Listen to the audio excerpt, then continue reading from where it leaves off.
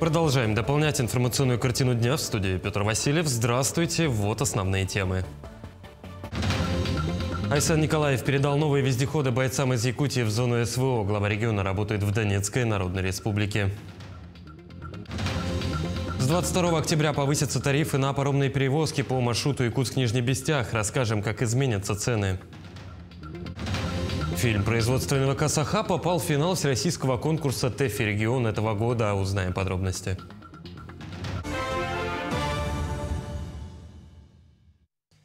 Глава Якутии Айсан Николаев с рабочим визитом посетил Донбасс. На одном из опорных пунктов глава встретился с военнослужащими из Якутии. Представителям нескольких бригад и формирований были вручены сертификаты на снегоболотоходы «Сокол ЕКТ». Также глава региона пообщался с бойцами в неформальной обстановке. Такая же встреча была устроена и на одном из тренировочных полигонов Вооруженных сил России. Каждый визит главы и каждый визит представителей нашей республики, начиная от главы Айсана Сергеевича Николаева и еще там Андрея Сандовича Федотова, это все означает то, что к нам идет очень большая, как бы сказать, гуманитарная финансовая помощь. И это всех радует. И не только там, в отношении именно боттеров наш, а именно тех, кто именно все тех, кто и мобилизованных, и контрактников, включая там и нас там в том числе. И вот. Поэтому очень трепетно и радостно ждем его. В ближайшие дни движение паромов будет ограничено. С 22 октября планируется сокращение количества паромов с учетом осложнений погодных условий. В настоящее время по маршруту Якутск-Нижний Бестях, Якутск осуществляют движение 12 паромов, из них 3 грузовых. Паромы работают по загруженности. Стоимость проезда на паромной переправе Якутск-Нижний Бестях также увеличится с 22 октября. Повышение тарифов связано с осложнением обстановки на реке, ну а изменения в тарифах вы можете сейчас видеть на своих экранах.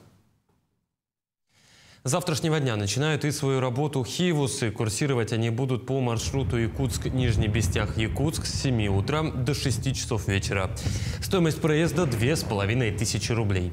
Точки отправки: причал 204-го микрорайона и зала ожидания РЖД в Нижнем Бестяхе. С наступлением холодов в адрес администрации поселка Уснера участились поступления заявлений и жалоб по факту безнадзорного выгула собак и их агрессивного поведения. Мероприятия поселковой администрации встречают недопонимание со стороны местных зоозащитников. Наблюдаются случаи порчи имущества пункта передержки и выпуск отловленных животных. Тему продолжат наши коллеги. Зимние холода вынуждают бездомных животных собираться в стаи.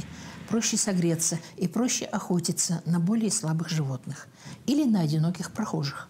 Зачастую агрессию проявляют и собаки на самовыгуле. Недавно покусала моего ребенка собака, которая проживает на Раковского, 10. Мы с ребенком обратились в скорую, сделали первую помощь, поставили ребенку много уколов. Было зафиксировано в полиции, и на сегодняшний момент никаких действий не предпринято в отношении этой собаки. Есть адрес хозяина собаки, есть собака. Он до сих пор с ней гуляет. Поселковая администрация ничего не предпринимает. Собака находится не на привязи, она гуляет вместе с ним по поселку, рядом с ним ходит. В Уснере уже который год пытаются построить пункт передержки для бездомных животных. Пока только огородили на оформленной территории участок для уличного содержания, где установили будки. Администрацией муниципального образования городского поселения поселка Уснера заключен договор с подрядными организациями по отлову безнадзорных животных. После отлова собака направляется в пункт временной передержки, и после этого 10-дневного карантина осматривается ветеринарами, вакцинируется, стерилизуется, потом чипируется. А собак мы выпускаем на прежнее место среды обитания. Это по федеральному закону. Отловленных собак приводят, специалисты ветеринарии проводят мероприятия, как клинический осмотр, вакцинация, стерилизация, кастрация и биркование. Провожу консультирование органам местного самоуправления. Для порядка нужна обязательная регистрация с введением чипа домашних животных. Проблема безнадзорных собак требует серьезных совместных усилий администрации, правовых органов и населения поселка. Стерилизация и чипирование не делает дикую собаку другом человека. Собака может быть другом лишь тогда, когда у нее есть хозяин, крыша над головой, уход и еда. Собака не должна быть бездомной. В этом и заключается принцип гуманного и ответственного отношения человека к животным. Светлана Поцелуева, Андрей Неустроев, Усть-Нера. Почти 5000 жителей Нюрбинского района прошли диспансеризацию и профилактические осмотры в этом году. Врачи проводят весь спектр необходимых для диспансеризации действий, измеряют уровень артериального и внутриглазного давления, снимают электрокардиографию, проводят пульсоксиметрию и спирометрию, определяют индекс массы тела и сердечно-сосудистого риска, берут общие биохимические анализы крови, анализы на цитологическое исследование для раннего выявления онкологии, анализы крови на общий холестерин и глюкозу. Тут же врачи проводят и осмотры и дают консультации. Из них мы очень активно выявляем раковые заболевания. В основном это рак предстательной железы, рак шейки матки, рак пищеварительной системы и рак женской половой системы. Все пациенты поступили, которые были выявлены, они, конечно же, направлены на дообследование, получают лечение, около 5-8 человек. В селе Солянка Алекминского района в этом году по программе поддержки местных инициатив реализован один из наиболее острых вопросов, стоящих перед любым сельским жителем – летнее водоснабжение. Так, при помощи реализации данной инициативы граждан в селе проложили сеть летнего водопровода, которая имеет выход к каждому дому. Теперь в течение лета у сельчан будет постоянный доступ к воде. Село постоянно участвует в программе и реализовали с помощью нее несколько проектов. Вот со дня старта программы поддержки местных инициатив в Якутии Солянский наслег реализовал 3 проекта. Обустройство фасада и ограждения Солянского дома культуры Варварина Горка. Второй проект – обустройство детской игровой площадки. Третий, самый важный проект для жителей села Солянка – это обустройство летнего водопровода в 2024 году. По федеральной программе формирования современной городской среды в Намском наследии Верхневилюйского района построили большой сквер. Проект с детской игровой зоной и спортивной площадкой стоил 13 миллионов рублей. Сам сквер обладает всеми видами удобств, установлены на нем навесы, теннисный стол, уличные силовые тренажеры и разные виды качелей. После торжественного открытия сразу же провели первые спортивные соревнования. Жители довольны, что добавилось новое место для активного отдыха всей семьей. Этот сквер отдыха спроектирован и в стиле нашего села. Красный цвет ограждений напоминает нам о комбайнах в советском прошлом. А колосье зерна является неофициальным логотипом намского наследия. Так как село было знаменито в военное и послевоенное советское время выращиванием зерновых культур. В Хангаласском районе прошел чемпионат по управлению дронами среди школьников и студентов, ставший отборочным этапом для участия в республиканском чемпионате. Состязания состоялись на базе колледжа цифровых технологий Айтын в Покровске. Подробности расскажет Виолетта Засимова.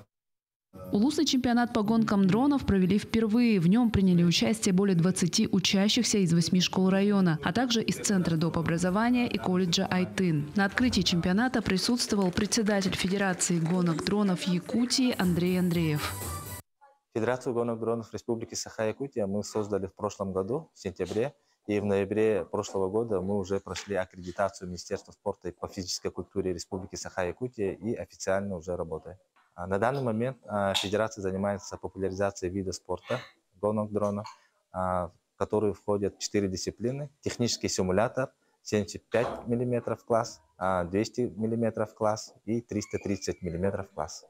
Соревнования проходили в одной дисциплине – технический симулятор, где участники должны были преодолеть заданные трассы на компьютере за наименьшее время. Участники были разделены на 2 возрастные группы – юниоры от 12 до 17 лет и взрослые от 18 лет. Неплохие результаты в начале чемпионата показали учащиеся Актемского научно-образовательного центра. Нам дали задание пролетать карты, простые карты, по 3 попытки на время. Твое время какое было? Самое быстрое 25 секунд. Из всех? Из всех. Для начинающих это, конечно, сложно будет. Вот если реализоваться, стабилизироваться, заниматься, конечно, легко будет. К слову, в этом году в Актёмском научно-образовательном центре начал функционировать специализированный класс по беспилотным летательным аппаратам, оснащенный на средства, выделенные по линии нацпроекта «Беспилотные авиационные системы». Здесь школьники обучаются созданию, ремонту и управлению беспилотниками. Также в колледже Айтын с этого года открылась новая специальность – эксплуатация беспилотных авиационных систем. И в настоящее время идет донабор студентов. Таким образом, в УЛУСе формируется комплексная система подготовки кадров в области беспилотной авиации, что позволит эффективно развивать эту перспективную сферу. Результатом улусного чемпионата по управлению дронами стало определение 3 лучших пилотов каждой возрастной категории. В итоге 6 финалистов прошли в республиканский этап, который состоится в конце месяца в Якутске. Виолетта Засимова, Хангаласский улус. В Кремле наградили победителей всероссийского конкурса «Семья года». Лучшие семьи страны получили дипломы победителей в 5 номинациях. Многодетная, молодая, сельская, золотая и семья хранитель традиций. Участие в конкурсе приняло более 11 тысяч семей, а победителями стали 88 пар. Среди победителей 2 семьи из Якутии. Кочевая многодетная семья Соловьевых из Момского района и молодая семья Владимировых из Нюрбинского района. Нам сообщили, что мы едем в Москву, стали победителями всероссийского конкурса. Конечно, гордость за ответственность такая большая, потому что многодетная семья вот из деревни выиграть такой конкурс, это вообще, я думаю, удача. В Кремлевском дворце я здесь впервые, я здесь еще не была. Он очень большой, красивый, уютный, мне очень нравится. В форуме у нас там были мастер-классы, и еще там пришел популярный блогер. Это вообще мой любимый, я его очень сильно люблю, это Денис Кукаяка. Якутский фильм «Харчи. Возмездие» производства НВК «Саха» попал в финал всероссийского конкурса «ТЭФИ Регион». Конкурс проводится по 18 номинациям с целью поощрения наиболее значимых работ и профессионалов регионального телевидения страны. Заключительные мероприятия конкурса пройдут в Туле с 18 по 21 ноября.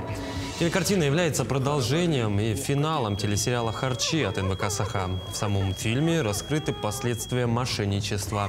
Режиссером кинокартины выступила Елена Эверстова, роли исполнили Андрей Соловьев, Сандра Жегусова, Николай Протасов и другие. Наши корреспонденты следят за развитием событий. Увидимся чуть позже.